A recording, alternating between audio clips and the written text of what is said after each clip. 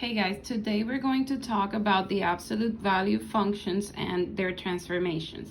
So let's start with absolute value functions. Absolute value functions are piecewise functions. And what are piecewise functions? You may ask yourself. Well, piecewise functions are functions that have different rules for different parts of their domain. So remember that the domain is always x. The most common absolute value function is given by this rule, where f of x is the absolute value of x. Remember that f of x is always your y, and x equals x, sorry. So just so you don't get confused. So the absolute value of my x is always going to be my y. So let's see here.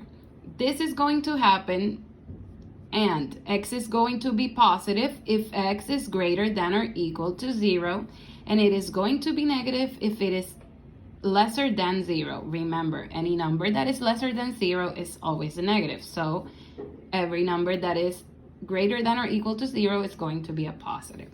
So let's see here.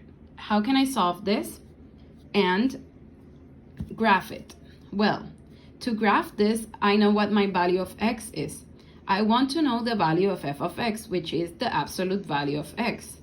The absolute value of a number is always the same number. So it doesn't have a negative sign. So the absolute value of -3 is 3, of -2 is 2, of 1 is 1, of 0 is 0, of 1 is 1, of 2 is 2, and of 3 is 3. So the absolute value is just a number, okay?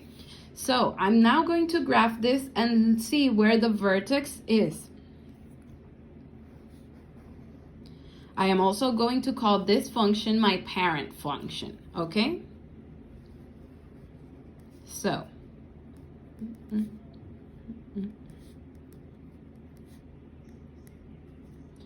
when x is -3, y is 3. When x is -2, y is 2. When x is 1, 0, 1, 2, and 3. So sorry if this looks a little crooked, but I'm gonna try my best. I connected it with 2 rays. Okay, the vertex is the point that both rays share. So the point they both share is 0 and 0. So the vertex here is 0 and 0. Okay,